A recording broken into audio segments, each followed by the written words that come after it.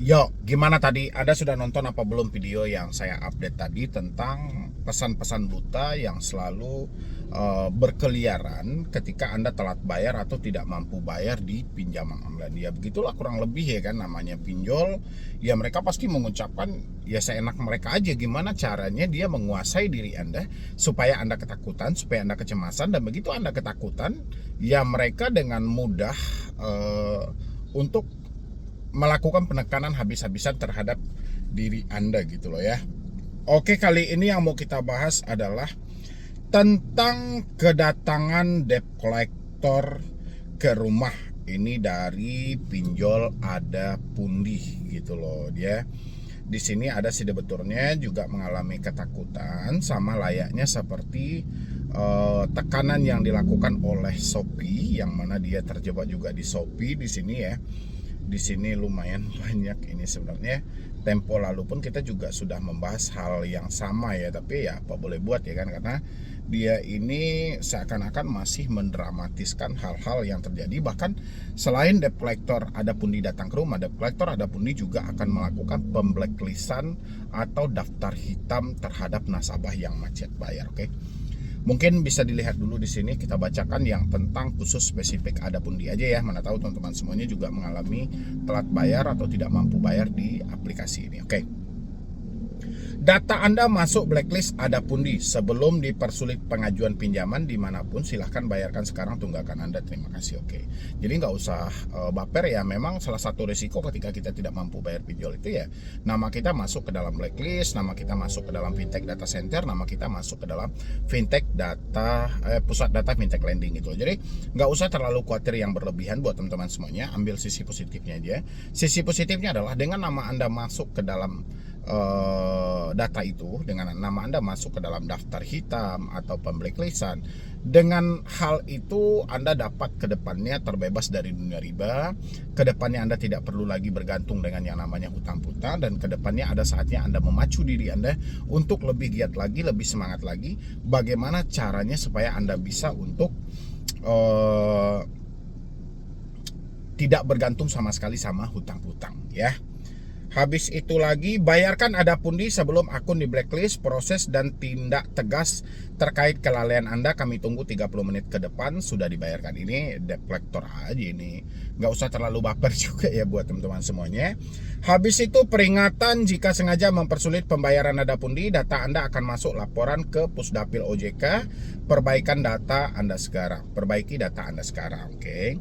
Itu yang pertama ya, yang dikirim oleh debt collector ada pundi, yang mana di sana mereka itu mengingatkan terjadinya pemblacklistan, nama kita akan tercatat sebagai nasabah yang bermasalah, nama kita akan masuk ke dalam pusat data fintech lending. Oke. Ini soal kedatangan DC ada pundi ke rumah. Jadi habis itu kita berganti lagi chatnya. Jika sengaja menghindar dan tidak bayar ada pundi, pastikan Anda siap menerima resiko atas sikap Anda. Kami jalankan SOP penagihan, ditunggu lunas hari ini. Jadi nggak usah terlalu baper juga ya. Mereka mau jalankan SOP penagihan juga nggak ada masalah ya kan. Justru itu baik. Kenapa mereka penting untuk menjalankan SOP penagihan? Supaya jangan terjadi tindakan yang namanya mengancam, mempermalukan, melakukan tindakan-tindakan yang jelas itu dilarang oleh. Dan habis itu di sini, sudah puas Anda mempermainkan ada pundi? Kami tidak akan lelah mencari Anda sampai kapanpun. Selagi hutang belum dibayarkan, maka akan kami perpanjang masalah Anda. Jadi nggak usah terlalu baper ya, karena debt collectornya mungkin juga udah mulai kesal, udah mulai lelah juga dia ya kan. Setiap saat dia mengchat Anda tapi tidak ada tanggapannya sama sekali ya. Mungkin dia lelah juga karena dia kan ditekan juga tuh oleh perusahaan dia kan. Debt collector itu ngejar target juga gitu loh. Jadi buat teman-teman semuanya, tetap fokus aja, fokus bekerja, fokus berusaha, kumpulkan uang Anda. Kalau duit Anda sudah terkumpul, negosiasikan. Jadi nggak usah terlalu fokus dengan ucapan mereka yang katanya mempermainkan, yang katanya mempersulit dan segala macam. Nggak usah baper ya. Habis itu lagi, mana lagi nih, ini dia. DC ada pundi akan datang ke rumah atau tidak? Pertanyaan sampah yang selalu muncul dalam otak teman-teman itu adalah DC-nya akan datang ke rumah atau tidak. Padahal bukan itu problem kita. Problem Anda hari ini yang harus Anda taklukkan, bagaimana duit yang tidak ada ini menjadi ada. Itu problem pentingnya gitu loh. Bukan soal apakah DC-nya akan datang ke rumah, apakah DC akan berkunjung ke rumah. Itu bukan problem namanya ya. Jadi teman-teman semuanya coba berpikir positif aja. Terserahlah mereka mau datang ke rumah, mau berkunjung ke rumah. Yang jelas, kalau kita tidak mampu bayar, jangan sampai gali lubang tutup lubang. Jelaskan aja. Debt collector bisa mengerti, syukur. Kalau nggak bisa mengerti kan sudah mereka jelaskan juga risikonya tadi. Pemblacklistan, tercatatnya skor kredit bermasalah, masuknya kita ke dalam pusat data fintech lending, ya nggak ada masalah. Hal-hal seperti itu. Yang penting tetap berpikir positif, tetap berpikir bagaimana masa depan kita jauh lebih baik lagi, dan ke depannya kita jangan lagi bergantung dengan hutang-hutang juga ya. Dan habis itu buat teman-teman semuanya yang juga mengalami ketakutan dengan pinjol-pinjol legal lainnya, Anda yang selalu diancam dan dicemas-cemasin juga, lanjutin aja menonton video ini ya. Yo, assalamualaikum warahmatullahi wabarakatuh. Selamat sore buat teman-temanku semuanya, khususnya yang sudah ada di YouTube Solusi Hutang MWK. Ini berbicara tentang rupiah cepat ya. Kalau berbicara soal rupiah cepat itu memang berbagai macam versi itu akan muncul dalam pemikiran teman-teman semuanya. Mungkin mulai dari cara-cara yang dilakukan debt collectornya ketika menagih nasabah yang galbay, sampai dengan WhatsApp yang liar ya, WhatsApp yang liar, yang berkelilingan, yang pokoknya berbagai macam versi lah dari WhatsApp yang mereka kirim itu gitu loh, sehingga menimbulkan kecemasan tersendiri terhadap debiturnya. Memang luar biasa ya kan kalau kita berbicara soal rupiah cepat. Bahkan saya pun membahas video tentang rupiah cepat ini bukan sekali dua kali lagi, mungkin udah cukup sering ya kan. Tapi kali ini itu ada tekanan langsung bahwasannya nasabah mau kabur kemanapun itu tetap akan dicari, karena akan dilakukan skip tracing ya kan, pelacakan lokasi, pelacakan media sosial, itu yang selalu mereka boomingkan gitu lah ya kan. Itu yang selalu mereka suarakan kepada si debitur mereka ketika mengalami telat bayar atau tidak mampu bayar. Oke, apa yang harus dilakukan ketika terjadi penyebutan dari pelacakan lokasi? Oke, saya mau bahas buat teman-teman semuanya, yang mana ini dikirimkan salah satu dari follower saya juga yang ada di Instagram ya. Dia menyampaikan bahwasannya dia mendapatkan chat WhatsApp dari salah satu pinjol legal yang bernama Rupiah Cepat. Kalau di sini kalau kita perhatikan untuk yang di awal saja, selamat sore Ibu, lagi di mana? Di rumah ada siapa gitu loh. Selamat sore Ibu, lagi di mana? Di rumah ada siapa? Ya di rumah ya ada dia gitu loh kan. Tapi seakan-akan di sini ada orang apa tidak, sendiri aja atau gimana gitu loh kan. Jadi kan asumsinya akan berbeda kan. Ada siapa aja ya kan. Di rumah ada siapa? Ya ada dia lah ya kan. Oke. Tagihan rupiah cepat Ibu ini masih bisa bayar transfer atau perlu ada penagihan ke lokasi sesuai alamat KTP. Oke. Jadi kalau misalnya kan itu ada opsi yang mereka berikan, mau diselesaikan via transfer atau perlu ada penagihan ke lokasi sesuai KTP. Kalau saya di posisi itu ya saya sampaikan aja lah. Ya kalau memang Anda berkenan ya kenapa tidak gitu ya kan. Karena sampai detik ini track record dari rupiah cepat sendiri itu sangat jarang banget menurunkan debt collector lapangannya, bahkan nyaris tidak ada gitu loh ya kan. Tapi ya terlepas dari hal itu ya, walaupun mereka sudah menyiapkan untuk debt collector lapangan, kita juga gak perlu khawatir dalam hal ini. Kan ada opsi yang lebih simpel lagi ya kan, mau ditransferkan atau dia datang aja ke rumah. Ya bagusan dia datang aja ke rumah. Soal kita bayar atau tidak bayarnya itu urusan nanti kan. Yang penting mereka datang dulu deh ke rumah kita, ke alamat kita sesuai dengan KTP. Nanti kita terangkan. Jadi kalau Anda sebagai debiturnya nggak usah terlalu khawatirnya terlalu berlebihan gitu loh ya. Nggak usah takutnya terlalu berlebihan. Jadi ketika ada opsi yang seperti ini, ya tanggapannya ya simpel aja gitu ya kan. Yaudah kalau memang Anda berkenan ya kenapa tidak. Alamat saya masih sesuai kok dengan data yang Anda pegang, dengan data yang saya berikan sama perusahaan Anda waktu pengajuan pinjaman. Kan lebih simpel ya kan. Tapi ketika Anda menjawab seperti itu bukan menyelesaikan masalah juga, itu malah memancing emosi dari si debt collectornya. Tapi kita juga nggak ada masalah ya kan, karena itu penawaran dari mereka sendiri. Jadi kalau teman-teman berkenan untuk menjawab dari chat WhatsApp mereka, karena mereka ada dua pilihan, bayar transfer atau perlu ada penagihan ke lokasi, ya sampaikan aja, ya sudah langsung ke lokasi aja, ke alamat sesuai KTP saya ya. Habis itu dia tanya, ibu sekarang di mana? Ya kalau ditanyanya seperti itu ya jelas dia di rumah ya kan, namanya ibu-ibu, apalagi seorang ibu rumah tangga ya kan. Kalaupun dia bukan ibu rumah tangga dan dua persi ibu rumah tangga dan pekerja juga ya palingan dia di kantor dia gitu ya. Tapi kalau mengingat chatnya sudah jam 5 sore seperti ini ya otomatis ibu itu sudah berada di rumah. Tapi dengan chat WhatsApp yang seperti ini teman-teman jangan sampai overthinking terlalu berlebihan ya, drama terlalu berlebihan juga gitu loh. Dia hanya mencoba aja gitu loh. Dengan versi dia memainkan kata-kata seolah-olah ketika tidak ada tanggapan dari kita seakan-akan mereka ingin menurunkan reflektor lapangan, padahal nihil. Ya, padahal itu nggak ada. Jadi buat teman-teman semuanya, please jangan pernah baper dengan hal-hal yang seperti ini gitu loh. Oke, ini bang pesan-pesan DC itu. Oke, nanti saya baca ya pesan-pesan DC itu apakah pesannya itu ada nama aplikasi atau tidak. Kalau yang di atas tadi kan memang benar ada nama aplikasi. Oke, yang kita kejar lagi soal skip tracing akun sosial media. Oke, tagihan Anda sudah telat 22 hari. Bayar sekarang juga sebelum kami melakukan skip tracing ke semua akun sosial media Anda. Klik di sini untuk detailnya. Oke, tapi di sini dia tidak menyebutkan lagi nama aplikasinya ya. Cuman dia bilangnya skip tracing aja. Saya tengok dulu, ini banyak nih. Pembayaran hari ini semua biaya dihapuskan. Pembayaran hari ini semua biaya dihapuskan ya. Berarti semua tagihan juga dihapuskan dong. Ya enggak sih? Kami telah menghilangkan jumlah kelebihan dan penalti untuk Anda. Oh, kirain tadi bayar hari ini semua biaya dihilangkan, dihapuskan ya berarti lengkap dengan tagihan kita juga ya kan.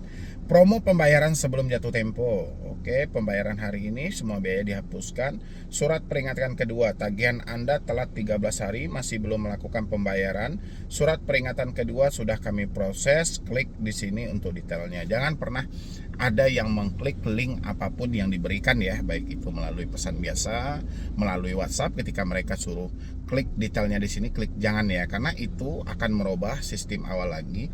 Mereka ya bisa saja nanti mereka menyematkan untuk mengakses lebih jauh lagi soal data-data pribadi Anda. Jadi jangan pernah mengklik link apapun yang mereka berikan ya ketika Anda mengalami telat bayar. Pembayaran hari ini semua biaya dihapuskan. Oke. Surat peringatan kedua, surat peringatan kedua, surat peringatan pertama. Oke. Tapi di sini walaupun skip tracing akun sosial media, tapi mereka tidak menyebutkan lagi nama aplikasinya ya. Oke, kita dengarkan dulu. Bang, ini pemberitahuan di dalam APK Rupiah Cepat ya, katanya mau skip tracing akun media sosial saya. Saya masih ada APK-nya karena saya niat bayar nanti pas ada rezeki. Gimana ya bang menurut abang? Oh, nggak usah khawatir yang terlalu berlebihan juga mbak, gitu loh. Yang namanya debt collector mungkin agak susah kita tebak, tapi bisa kita pelajari. Yang kita pelajari adalah sehebat apapun kata-kata yang mereka mainkan sehingga kita sulit untuk melakukan menebak apa nanti yang akan mau mereka katakan sama kita, bagaimana persi penagihannya, sulit untuk ditebak. Tapi ending akhirnya tetap aja bayarkan tagihannya per hari ini. Jadi ketika mereka menyampaikan bayarkan tagihannya per hari ini sebelum jam sekian, itu menandakan ketidakmampuan dia menjangkau Anda langsung ke lokasi alamat rumah kita. Ya, jadi kita nggak usah lagi memikirkan apakah dia akan datang nih, apakah dia akan berkunjung nih, itu aja. Tapi kalau dia bilangin sampai tracing sampai ke media dan segala macam, kalau misalnya Anda ragu, media itu kan bisa aja kita setting, kita bisa privatkan, ya kan? Apa-apa aja kira-kira yang berpengaruh. Contoh, ada orang yang bisa dengan semena-mena melihat koleksi foto-foto yang kita upload gitu, kan bisa kita setting lagi supaya lebih privat lagi. Jadi hanya teman-teman kita yang bisa melihat gitu loh. Habis itu soal orang menandai misalnya gitu, bisa juga kita setting karena di media sosial itu ada settingannya. Jadi kalau kita tidak bisa ditandai, nama kita tidak bisa disebutkan, itu bisa aja semuanya. Ya, jadi nggak usah terlalu khawatir, terlalu berlebihan. Kapan perlu? Ini kapan perlu ya buat teman-teman semuanya, supaya menghapus juga ketakutan Anda, supaya Anda jangan baper, pemikiran Anda malah berpikir yang aneh-aneh. Kapan perlu hapus semua akun media sosial Anda gitu loh, ya kan? Kalau dirasa itu tidak terlalu penting. Bahkan coba Anda analisa dulu, selama Anda bermain dengan media sosial itu sudah berapa banyak waktu yang Anda habiskan dan apa keuntungannya Anda dapatkan gitu loh. ya kan? Kita harus seimbang juga. Kalau memang banyak waktu yang kita habiskan, ada keuntungannya kita dapatkan, nggak ada masalah. Tapi kalau waktu aja yang kita habiskan tidak ada keuntungan sama sekali, berarti mubazir, ya kan? Coba dipertimbangkan lagi untuk layak apa tidak dihapus. Kalau tidak dihapus, dinonaktifkan sementara dulu kan bisa. Apalagi sekelas Facebook misalnya gitu, ada nonaktif sementara aja dulu. Jadi kapan waktunya nanti, kalau kita pengen buka ya tinggal kita masuk dengan cara yang sama aja, asalkan kita tahu ID-nya sama passwordnya. Ya, jadi soal skip tracing dengan media sosial itu, daripada menimbulkan keraguan dari teman-teman semuanya, ya mendingan seperti tadi. Ya, dan kita lanjut lagi. Ini ada juga beberapa pesan juga yang dikirim dan saya penasaran juga apakah ini masih sama dari Rupiah Cepat atau hanya dugaan ibu ini atau seperti apa. Saya pengen munculin sama teman-teman semuanya. Oke, ini ada beberapa SMS yang dikirim ya, dan kita lihat di sini ya. Disinilah letaknya. Kalau memang pinjol-pinjol itu gentleman, mereka pasti menyebutkan nama aplikasi. Kalau pinjol itu adalah pinjol ilegal, pinjol yang tidak resmi, mereka akan menyebutkan nama aplikasi. Tapi kalau pinjolnya resmi, ya kan, tapi tidak gentleman, udah pasti itu pinjol legal OJK gitu ya kan. Oke. Kau tidak bayar hutang, kau malam ini paginya ku akan bikin muka kau di tiang listrik, pagar tetangga dan tembok rumah kau biar semua tahu hutang kau ini gitu loh. Itulah bodohnya debt collector gitu loh. Dia mencoba menekan, mengancam bahwa akan mempermalukan, akan memasang foto di pagar tetangga, tapi dia sendiri tidak tahu tetangga siapa kan gitu ya kan. Atas nama siapa dan dia dari aplikasi mana, jumlah hutangnya berapa gitu loh. Jadi kalau ada teman-teman yang ketakutan gara-gara SMS yang seperti ini, itu keterlaluan banget ya. Jadi anggap lelucon aja hal-hal gini. Kapan perlu share aja tuh di media-media Anda semuanya gitu ya kan. Habis itu dikasih waktu ngelunjak. Terakhir gue kasih waktu jam 24.00 malam. Jam 24 lu nggak bayar, gue akses kontak lu, gue ajuin data-data pribadi lu ke semua pinjol. Oke. Mereka tidak akan berani menyebutkan nama aplikasi karena jelas ini dari pinjol legal, pinjol resmi, tapi kita nggak tahu ya ini dari pinjol mana. Yang jelas mereka pertama melakukan pengancaman. Yang kedua, mereka menghubungi Anda itu sudah lewat dari aturan penagihan dari debt collector yang hanya dibolehkan dari jam 8 pagi sampai jam 8 malam. Sementara dari WA yang mereka kirim itu jam 10 malam. Ya, jadi senyumin aja hal-hal seperti ini. Jangan pernah baper ya teman-teman semuanya. Habis itu kau bayar sekarang. Jangan kabur bawa yang bukan hak lu. Ingat umurmu belum tentu sampai besok. Jangan mati bawa hutang, gak berkah hidupmu. Padahal dia hidup aja makan riba ya kan. Lebih gak berkah lagi hidup dia gitu loh. Dia bekerja yang tujuannya penghasilannya halal untuk anak istri dan dia segala macam. Tapi dengan cara mereka bekerja di sebuah perusahaan pinjol dengan cara mencaci maki orang. Ya kan, itu sebenarnya mereka sedang mencerminkan keburukan mereka. Tapi di posisi ini sudah berapa ini yang saya bacakan? 1, 2, 3. Sudah 3 yang saya bacakan, tidak satu pun menyebutkan nama aplikasi. Berarti ini real pinjol legal, tapi kita nggak tahu pinjol legal mana. Karena satu-satunya yang bisa mengakses ini pihak kepolisian dan OJK. Mereka bisa melacak nomor ini. Kalau kita sebagai masyarakat biasa, kita tidak mempunyai akses untuk melacak ini nomor dari mana gitu ya. Buronan pinjol, muka kau selfie pegang KTP akan ada di semua kontak WA kau. Kau nggak bayar, sekarang kita pajang muka kau di grup open donasi. Kita buka semua akses kontak kau, kita kirim muka pengajuan kau ke semua kontak WA kau. Kita tagih semua keluarga, saudara, teman sosial media kau untuk bayar hutang kau. Oke, sama aja, mereka tidak menyebutkan nama aplikasi. Jadi please ya, pesan-pesan buta seperti ini tidak diperuntukkan khusus untuk Anda gitu loh. Tapi ini dikirim khusus ke semua nasabah yang mengalami telat bayar. Jadi nggak usah baper kalau ini hanya ditekan untuk diri Anda. Oke, pertama ini sudah cacat. Mereka tidak berani menyebutkan nama aplikasi. Dan kebodohan mereka adalah ketika mereka melakukan pengancaman tidak menyebutkan dari mananya. Ketika ada nasabah yang benar-benar ingin melakukan pembayaran untuk mengatasi hal ini, kira-kira nasabahnya harus bayar kemana?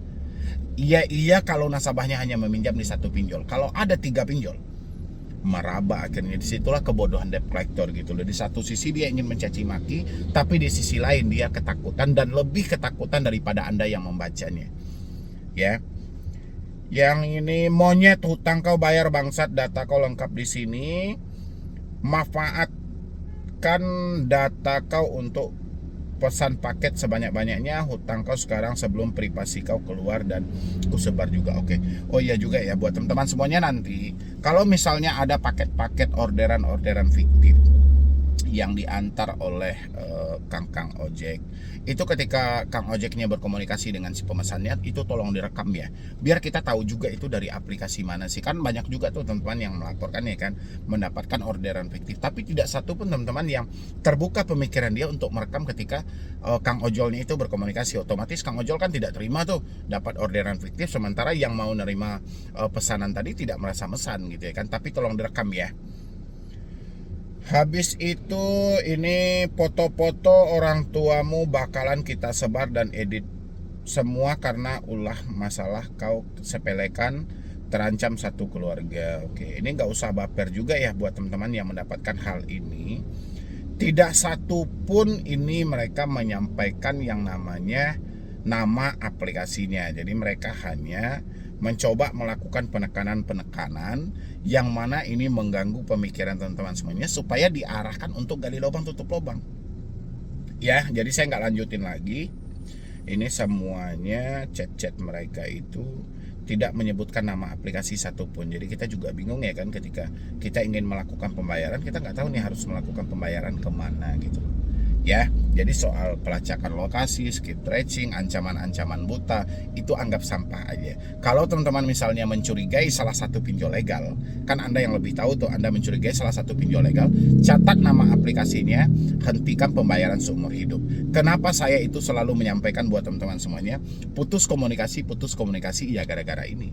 Supaya Anda tidak membaca pesan-pesan buta yang tidak jelas seperti ini, yang mana itu akan mengganggu pemikiran Anda sendiri. Itulah tujuan saya, kenapa saya minta buat teman-teman semuanya, kalau Anda menyatakan sudah tidak mampu bayar, Anda sudah tidak sanggup bayar, step awal yang harus Anda lakukan adalah putus komunikasi, mulai SMS, WhatsApp, dan email. Tujuannya apa? Supaya hal-hal seperti ini tidak muncul lagi kepada diri Anda gitu loh. Walaupun kita tidak tahu nama aplikasinya, kalau Anda yang mengalami langsung, apalagi Anda juga nasabah dari pinjolnya atau debetur dari pinjolnya, pasti Anda akan mengalami ketakutan juga. Ya, itu makanya saya bilangin, kompaklah semuanya untuk memutus komunikasi supaya chat-chat sampah seperti ini tidak masuk lagi. Ya, jadi sekian dulu dari saya, Medi Broni. Wassalam.